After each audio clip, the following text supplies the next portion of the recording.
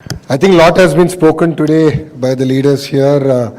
I think all of us can admit that Yuvraj sir did a good job in his presentation. And I just wanted to give you 3 reasons why you should consider Andhra Pradesh. The first one is we have a leadership with proven track record. That is our Chief Minister, Shri Nara Chandrababu Naidu Garu. I mean, if you look at it, in his first 2 terms as the Chief Minister, he has built a new city called Cyberabad, which today is the powerhouse for the state of Telangana. In his 3rd term, he got Kia to a district which was one of the most backward districts in India called Anantapur. And today he has almost tripled its per capita income. So, I mean, we have a proven track record leadership that's here to deliver. Second is speed of doing business. We are a startup state with a lot of calmness and can-do attitude. We are willing to close. I mean, we have the agility of a startup and a discipline of a Fortune 500 company. And if you also look at it, once an investor commits to investing in Andhra Pradesh, once we shake hands, it's no longer your project, it is our project. We are in it together. We are partners together. And it's also very personal for all of us who are in it. So I'll give you a few examples at the speed at which we are actually doing things. First example is ArcelorMittal. It's going to be India's largest steel plant. And this project was closed over a Zoom call and a follow-up WhatsApp message. So we know Aditya Mittal. I heard that he's looking to invest in India. So I reached up to him over a Zoom call and he had 3 specific asks. And one of it had to do with getting a slurry pipeline from NMDC to get the raw material. And those 3 asks were confirmed next day morning. So I had a call at 6 p.m. IST. Next day morning, after speaking to our Honorable Chief Minister, I confirmed it over a WhatsApp message. And we finished environmental clearance. The hearing is done. We are going to lay foundation for it in November. So in less than 15 months, we grounded this project. And we have no MOU. We don't have any MOU with ArcelorMittal. And we got it done. Another example of it is Google. 14th of this month we are signing. It's going to be a 1 gigawatt data center coming in Visakhapatnam. And we worked with them to actually look at the changes in policies that we need to bring at the national level and at the state level. So if you look at Mr. Naidu's leadership, he's always known for creating cutting-edge policies that are in the interest of course, Andhra Pradesh and the nation at large. If you look at telecom deregulation, he played a very important role. Similarly, in attracting data center investments to the state of Andhra Pradesh and India, we actually worked with the federal government on looking at changes that are required in policies. And that is what steered Google to Visakhapatnam. SIFI has also made an announcement, 500 megawatts is coming to Visakhapatnam. We are getting 3 sea landing cables to Visakhapatnam, which will be double of the capacity that currently lands in Mumbai. So this is one example where speed of doing business is getting delivered. The other great example is Reliance Industries doing their compressed biogas projects and their CBG projects. So we are taking land that is not useful for anything else, even for agriculture, and we're growing Napier grass and we're converting it into gas, compressed biogas. 80,000 acres of dry arid land under a lease is being given to Reliance Industries. They're going to do close to 8 nodes, 40,000 crores of investment. And all this got done in the last 8 months here in the state of Andhra Pradesh. TCS is another example. I think a lot has already been said. Yuvraj sir did mention about it.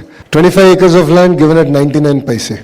Because we believe that is the kind of bold leadership we need in Andhra Pradesh to attract the next wave of investments. We closed on TCS. They're launching November 1st. The center is going to start. We're going to lay a foundation for the larger campus. Cognizant is coming to Andhra Pradesh. And few other players, you will hear about them soon. All of them are now going to call Visakhapatnam their home. And a lot of GCCs are also willing to come. So we are not just talking, we are walking the talk. We are willing to make those bold moves for sectors, industries that are going to create jobs, create micro ecosystems and generate economic activity.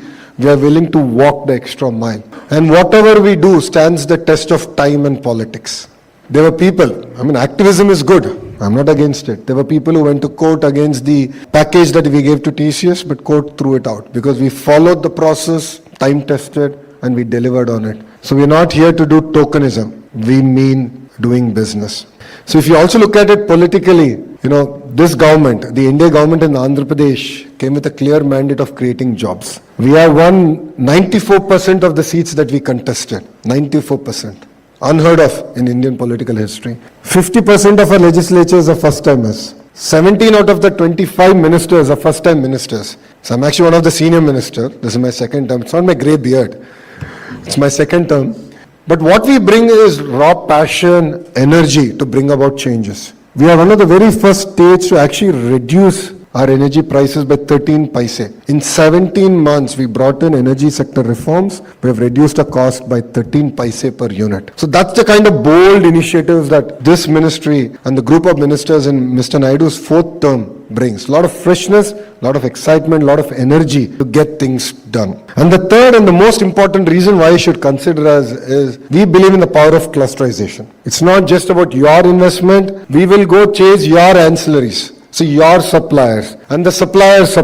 In fact, today I had the opportunity to meet with the leadership of Blue Star and we discussed about it threadbare. I don't know how many of you know 50% of India's air conditioning gets manufactured in Andhra Pradesh. And with the kind of investment that Blue Star and few of the players are doing, we'll be close to 70% in the next 2 years. So what excites me is not just about attracting Blue Star alone. The conversation I had is, boss, give me a Rolodex of all your suppliers. I'll go chase and bring them down. Within a 100-kilometer radius, we believe the importance of clusterization. So 100-kilometer radius, we have to build the entire ecosystem. So I call it vertical and horizontal integration. Now what do I mean by vertical? So let's take an air conditioner. There's the entire indoor unit, which is plastic, the molding, so on and so forth. The electronics that actually go in, to the compressor, to the gas, to the nuts and bolts, to the outdoor unit, metal that is required. My point is all this has to be manufactured within the 100-kilometer radius. So end-to-end integration happening in 100-kilometer radius. That's what I call it vertical. Horizontal is even more exciting where skilling, education. We spoke about how, we can work together in ITI and polytechnics. Look at greater integration with the industry. And not just that, we also spoke about testing. If you have to export certain products to various other countries, those testing companies are for European countries, in Germany or so after. We are now talking about actually bringing them down to that cluster. Test equipment here, domestically. And there are certain equipment in electronics manufacturing which are highly specialized equipment that we can offer as a state, as a service. So we believe in the power of clusterization, a vertical and horizontal integration. A great example of this, we have done it in the air conditioning and we're going to strengthen on it. The other example of this is what we have done for Kia.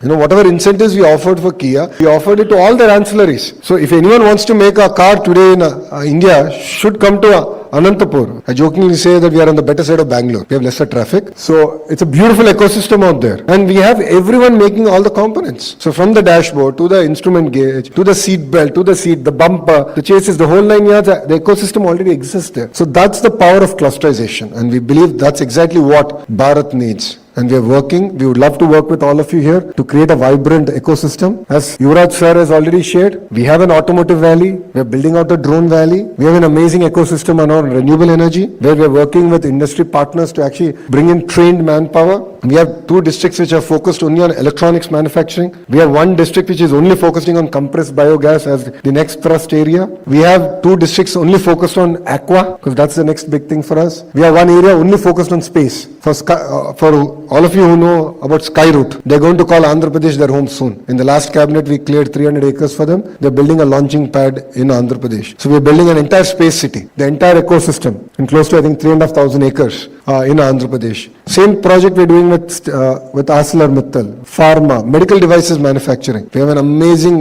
ecosystem around medical devices manufacturing in Visakhapatnam. So there's a lot of excitement now in Andhra Pradesh. If you followed investor calls in recent time, a lot of talk, a lot of investments coming to Andhra Pradesh. But with all humility, we believe that this is just the beginning. There's a lot more that we can do. And these are the 3 distinct reasons why I believe that you should choose Andhra Pradesh over other states in India.